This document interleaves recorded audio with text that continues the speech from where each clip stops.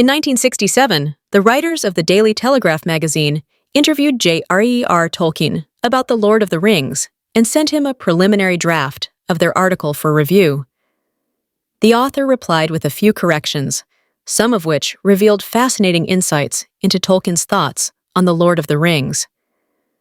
The interviewers had mistakenly recorded that Tolkien believed Gandalf's confrontation with Saruman after the Battle of Helm's Deep was the best scene in the book. In actuality, Tolkien had only mentioned that scene as an example of one that had been improved by C.S. Lewis's input. However, Tolkien took this opportunity to share which scenes were truly his favorites. Tolkien wrote, "The passages that now move me most, written so long ago that I read them now as if they had been written by someone else, are the end of the chapter Lothlorien." This was consistent with a letter to the Houghton Mifflin Company from the previous year, in which he called the same two passages powerfully moving. Neither of these are moments that would immediately spring to mind for the average fan of The Lord of the Rings, especially since the former was excluded from Peter Jackson's trilogy of film adaptations, but they were indeed excellent scenes. Tolkien's fondness for these moments was indicative of the aspects of his legendarium that he valued the most. The first of Tolkien's favorite scenes consisted of the final two paragraphs of the chapter Lothlorien from the Fellowship of the Ring. Just before the Fellowship entered Lothlorien's central city of Caras Galadhon, Frodo noticed Aragorn standing at the foot of a tall hill, holding a yellow flower in his hand and softly speaking Elvish. What the Hobbit did not know was that this hill, Seren Amroth, was the site of Aragorn's betrothal to Arwen 39 years prior. When Frodo approached, Aragorn broke out of his blissful trance and told him, "Here is the heart of Elvendom on earth, and here my heart dwells ever, unless there be a light beyond the dark roads that we still must tread." Tolkien's narration then added that Aragorn never returned to Seren Amroth for the rest of his life.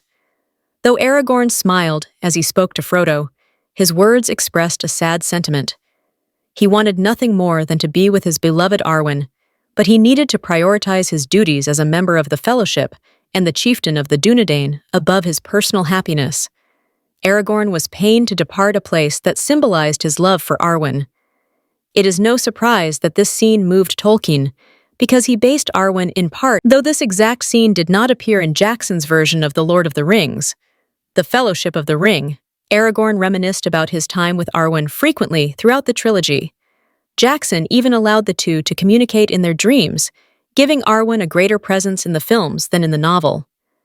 The second of Tolkien's favorite scenes occurred at the end of the chapter, The Siege of Gondor, from The Return of the King.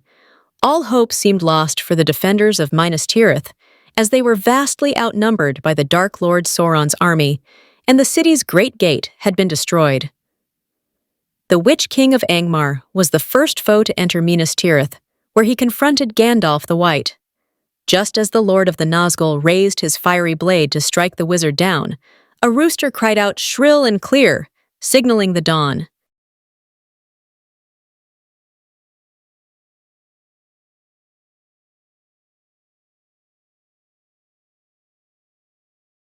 Daybreak meant new hope for the people of Gondor, and not only in an abstract sense, because the sun brought with it reinforcements. And as if in answer there came from far away another note. Horns, horns, horns. In dark, Mount Mindoluin's sides they dimly echoed. Great horns of the north wildly blowing, Rohan had come at last. This passage transitioned into the next chapter, the Ride of the Rohirrim, in which King Theoden, Éomer, a disguised Éowyn, and the rest of Rohan's cavalry bravely charged to Gondor's aid.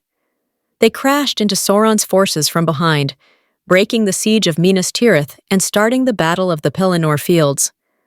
Though no rooster could be heard in Jackson's The Lord of the Rings. The Return of the King, the rest of the scene was adapted quite faithfully, and it was a highlight of the film. The image of the Rohirrim cresting the hills of Gondor in front of the rising sun was glorious, and it was followed by an unforgettable speech from Theoden,